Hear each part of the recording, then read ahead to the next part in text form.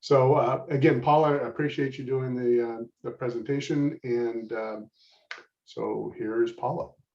All right. Hi, everybody. Thank you so much for having me tonight. I'm really flattered to be asked to participate, and I hope that some of you find some of this information helpful. So my name's Paula Breen, and I own Sweet Serendipity Honey in San Leandro, California. And what I want to talk to you tonight is about the process I went through to get legal and meet all the county requirements and the town requirements so that I could sell my honey above board and not worry about getting into any issues. So a little bit about me. I haven't been beekeeping for very long, relatively speaking. I'd always wanted to do it, but you know, dabbled in some reading, and like before I moved to California, I started accumulating some equipment, but it just never panned out. And then in 2017 in May, I was in Berkeley and my boyfriend called me and he said, "There's a swarm of bees in the front yard." And I'm like, "I'm right next to biofuels." I ran over to Biofuel Oasis and they set me up with all this stuff, and very naively, and it all worked out, put it that way, but it could have gone horribly wrong. But anyway, that's where we got started, and it's been a wonderful journey since then. And we're now up to, well, when I typed this out, it was 22 colonies. I think right now we're at 25. As you know, it's always kind of in flux when you get into those sorts of numbers, but we've got a lot of bees going on. Everybody's doing well, and we're just really loving the journey. Why even bother? Why would you even want to get legit? I mean, I know probably most people don't do it. It's very easy to sell your honey and not have to go through all the rigmarole. For me, you know, when I started getting into that number of hives, I was like, what am I going to do with all this honey? So I went to the local market at Studio Produce, and the woman there was very happy to sell it. But, you know, she did say, I need to stay compliant with the law, and I don't want to get anybody else in trouble. So that's what set me down the path of trying to just make sure that I wasn't going to set anybody else up for any liability, or myself, of course. So now I know that if I want to sell at a farmer's market, which I don't at this point, but if I wanted to, I could. I don't have to worry about the county coming up and giving me a hassle if I'm not permitted. I do sell my honey through the local bakery, and you know, I don't have to worry about her having any issues. And just, you know, having the piece of paper sort of gave me the confidence to expand a little bit. So if that's something that you're thinking about, hopefully there'll be some information here that you can utilize.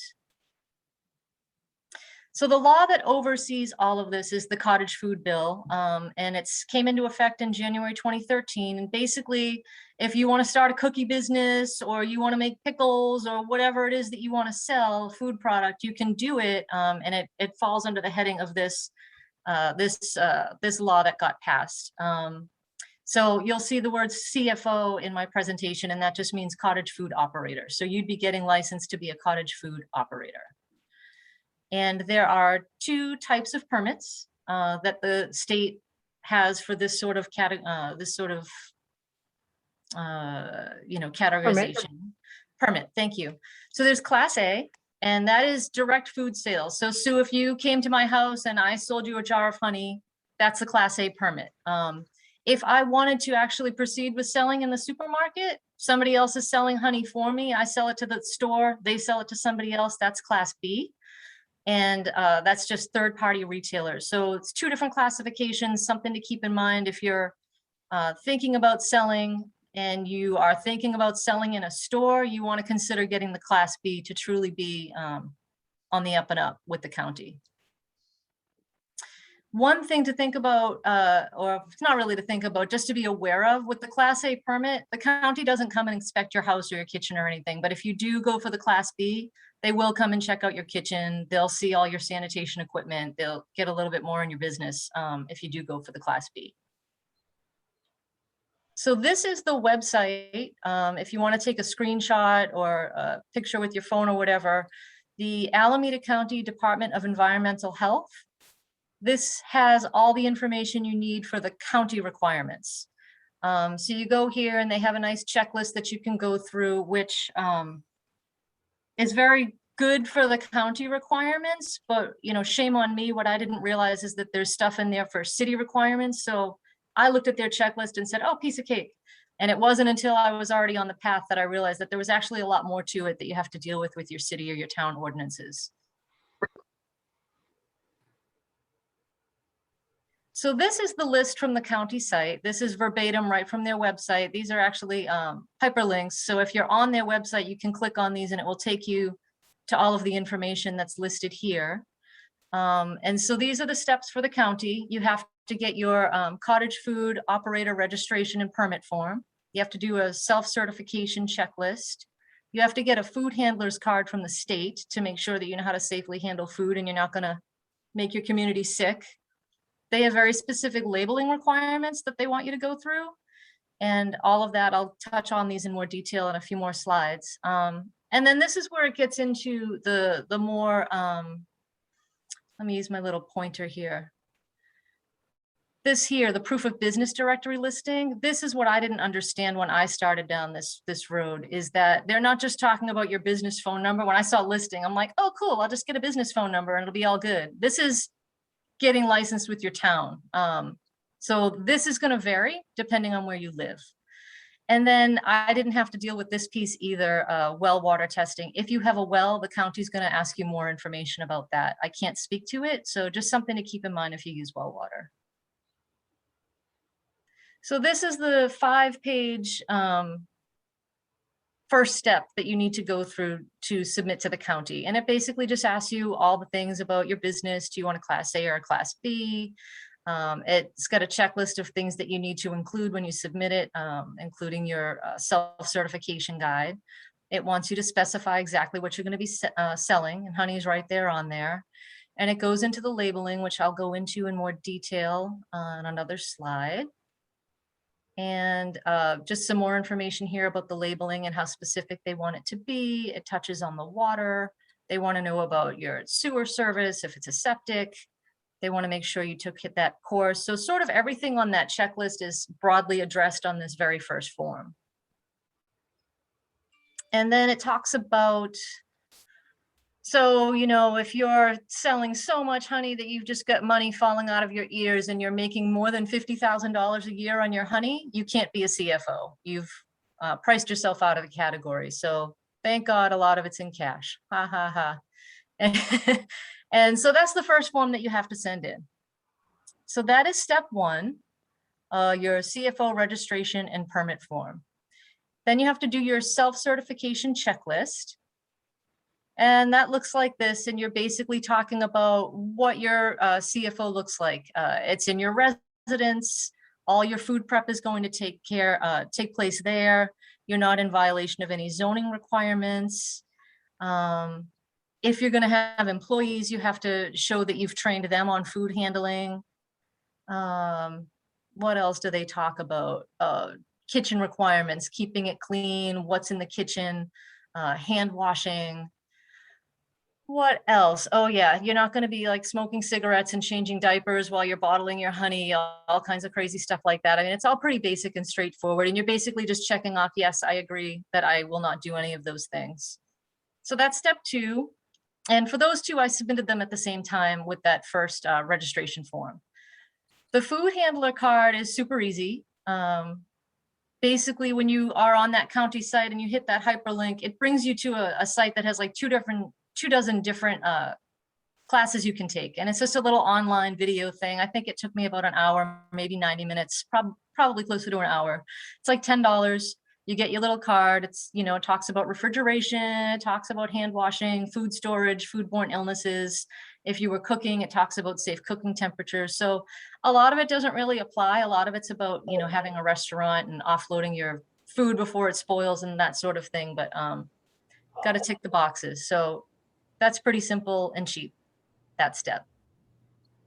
So now I'm going to talk a little bit about the labeling.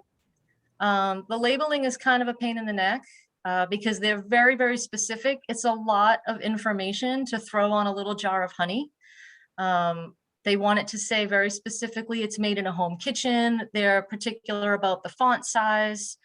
They want your permit number on there, of course, and issued in Alameda County. So all of this you sort of have to draft, obviously, without your permit number because you're going to be sending this in before you're approved. It has to have your company name. It has to have your address. It has to have the ingredients. It doesn't require you to say things like, carbohydrates, protein, all of that nutrition information. And it's very specific also about the weight. You have to put it in ounces and grams.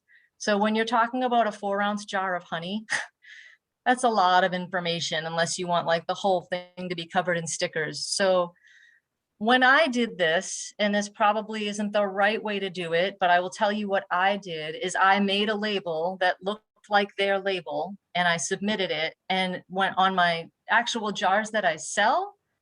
It looks a little different. All the information's there, but this was my workaround. So I just have my brand name, my logo, and it says, bottled in San Leandro. It's got my telephone number. So everything I want the customer to see is right there. Everything that the county needs to be on there, I got these little tags, and it's got, again, the company name, and it's got the made in a home kitchen in their font. It's got the ingredients, and on the back side, it's got the address, it's got the phone number, it's got the weight in ounces and grams, it's got my permit number, and it's got Alameda County. And I just tie that on there with these little raffia bows, and it, kind of gives it a homey feel, and the customers like it.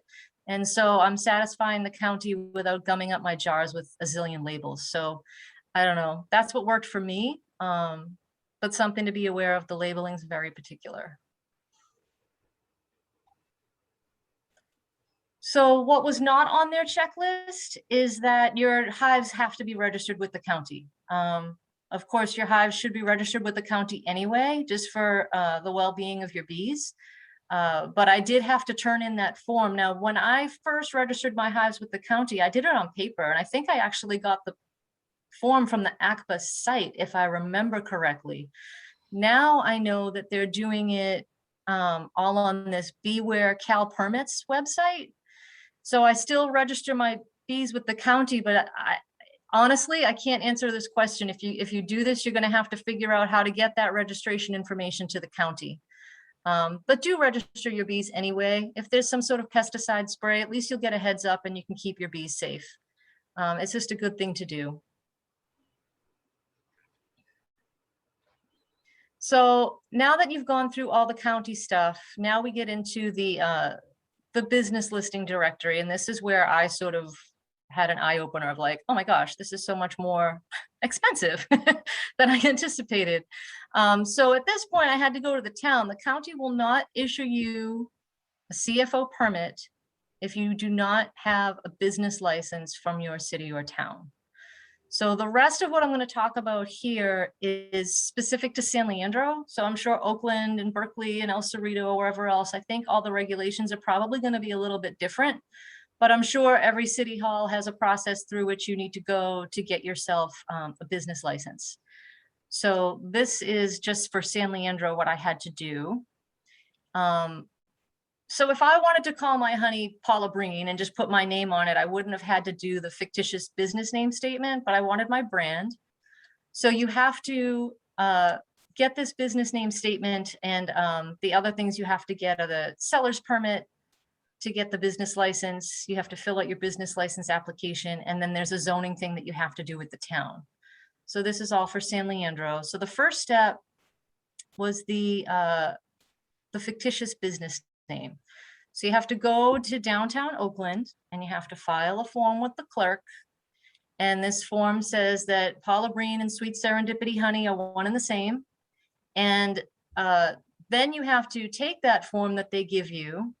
And this is where it started feeling like everybody's just getting paid, but whatever. Again, you got to tick the boxes. You take that form and you upload it to this website called the doingbusinessassstore.com, and you pay them $35, and they run a little ad in some local paper that says Paula Breen wants to have a business called Sweet Serendipity Honey, and if you have something to say about it, respond. And then after those 4 weeks are up, they send you a piece of paper that you then take back to Oakland, and you bring it back to the clerk and they stamp it, and now you're good for 5 years on your fictitious business name. Now that you have that piece of paper, you can take that to City Hall to start working on your business license. The other thing that you're going to need is a seller's permit from the state. This doesn't cost any money, and as I recall, it was pretty easy to do. You just go to this website. Basically, it's just so that if you're selling taxable items, you can pay the state their cut. Honey, of course, is not taxable, so I don't really ever do anything with this. I kind of just print out a form at the end of the year. I say how much honey I sold. I say none of it was taxable. I send it in with my taxes and I'm done. So I have my seller's permit. I have my fictitious business name statement. I went to the city website. I completed their rather lengthy application online. And then they want you to go through a process that says that you're complying with zoning regulations and that you're not going to be having UPS trucks in and out and driving your neighbors crazy with customers coming and parking on the street and whatnot. So you just have to go through these formalities. Of course, selling honey, it's never a big thing, but one more time, just ticking those boxes. So once I got the zoning form from the city, I was able to then submit my business application. Or business license application. So I got that piece of paper. And once you have all of those things, you can then submit all of that back to the county with a printed copy of your sample label, and they'll process your permit. To break it down a little bit in terms of cost, the county charges you $190 for a Class A. If you wanted to do the Class B to get legal to sell in stores, it's $5 something. It's in the neighborhood of $500. I'm not sure exactly how much it is, but it's a lot more. Get your hives registered with the county, get your fictitious business name stuff in order, publish that for $35, bring all of that back to the clerk, get your food handler's card for $10, get your seller's permit for free, get your business license. To give you an idea of what it might cost, in San Leandro, it was $136 for my business license. It was another $115 to meet the zoning requirement, whatever that process was. All of that goes back to the county. They give you your permit. And those two things you have to pay annually. The $190 to the county for the CFO permit and the $150 for me to San Leandro for the business license. And then every 5 years, I have to renew my fictitious business name. So it's tedious. It's kind of a lot of steps, but I will say if I had known all of this in advance, I think it would have gone smoother. For me, as I was doing it, like I said, shame on me. I didn't really do my homework enough. I think it was just going to be simple, like write a check and get a permit. But knowing it in advance and what to expect, you won't have those moments that I had of like, really, now I have to do this. So I hope you find it helpful. It's not as exciting as swarm catching or as sexy as queen raising, but I think there's a lot of valuable information in here. I hope that you're able to take away something to at least make a decision if that's a step that you want to take. And I'm happy to answer any questions that you have. All right, any questions? Yeah, Paul, I have a question. You said that honey was not taxable? It's a food product. Food's not taxable. Oh, okay. Interesting. Food in a restaurant is. Uh-huh. Food in the jar isn't. Okay. So you have a Class A, you didn't go for the Class B? Correct. Okay. So, Paula, can I ask how long it took you from woe to go for this to fulfill the whole process? Oh, it was a few months. It was at least a few months. I would say 3 to 4 months. Okay. But geez. if I had my act together, it probably would have been a lot quicker. But I mean, certain things just take time, like waiting for the fictitious business name and all that. Paula, just to add one more thing, I think you touched on it just briefly, but if you're going to do farmers markets, there's also a certified producer's certificate you need from the county. So it's one other. Oh, another step for farmers markets. For farmers markets. Okay, good to know. Thank you, Jim. Yeah, I haven't done farmers markets yet, so I couldn't speak to that. Super simple though. You call them, they come out. With me, they always inspect hives, or they say they're going to inspect hives. They come out, and I've always wanted them to inspect hives, but they never would. I guess they don't like to go into beehives. But they're supposed to. I mean, part of the thing is normally an inspection, and then what they're trying to do is make sure that you have enough. You have the number of hives that you claim you do. So that's pretty much what they're looking for. Good to know. Is there a fee for that too, Jim? Yeah, it's $25. Oh, that's okay. Well, speaking of a farmer's market, when Judy Casali was leaving, and she asked me whether I would consider doing a farmer's market, and I was kind of excited. And then I turned around, this is 52 weeks commitment every single Friday, Saturday, from morning till 2 or 3 o'clock.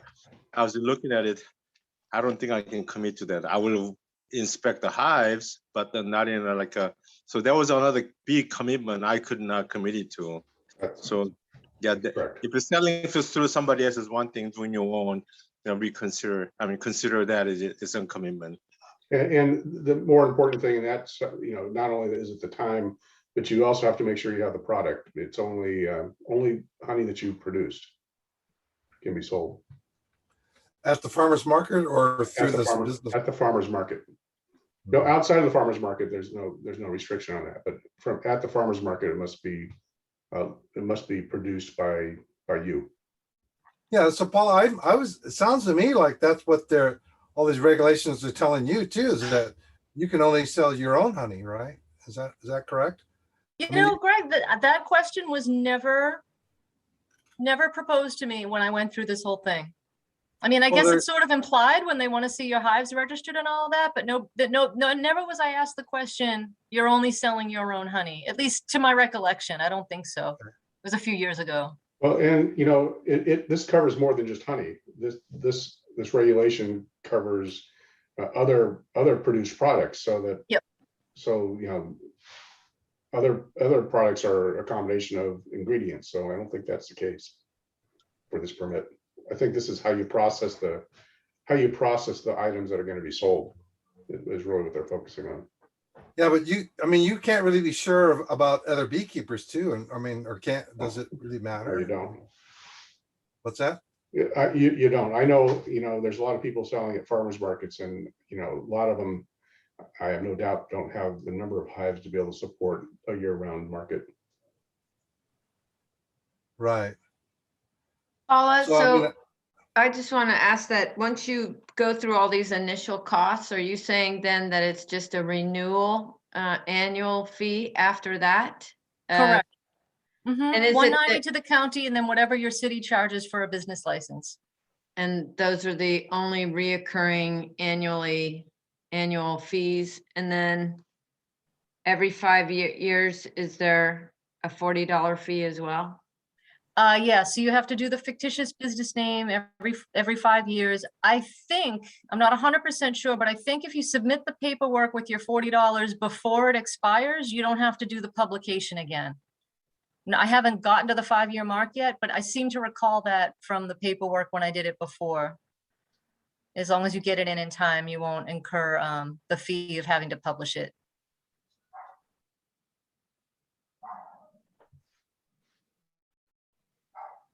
I have a question, it's kind of a follow-up to Greg's question about taxes. Are you saying that you can sell a product and you don't have to pay the state any taxes? I have not paid the state any taxes for my honey. Sales tax, Sales tax. income tax is still Correct. Thank you. Yes, Jim. Thank you for Oh, okay. clarifying that. So- Yeah, you claim your income, but you're not paying sales tax for the sales of the honey. Yeah. Right, Or just, more importantly, you don't have to charge sales tax and then file that sales tax Right. with the state. right. So income tax, not sales tax. Okay, Correct. Yep. okay, thank you. So that's added to your regular income then, right? Oh my God, that puts you in a different tax bracket now? Well, Or no, cash is or is queen, it- Greg. Cash is queen. Is it just separate? It's a separate business, right? So yeah, you can just say that's the income for the business, so that's okay. Yeah. Yeah, I mean, I lump it all together on my personal. I have an accountant do it, whatever. It's just like a separate line item, I guess, but. No, you shouldn't. Well, no, maybe you should, because the more you make, the less percentage you pay as far as. I make very little money on honey, Greg. It's a sad situation. Well, that's what so the point there is trying to maximize it, right? Pay as little taxes as My possible. business is just losing money left and right. A friend of mine said he was in a cabinet business. He says, well, I'm going to stay in this. Or he says, he won the lotto. He goes, I'm going to stay in this until I lose everything I got from it. What a mess.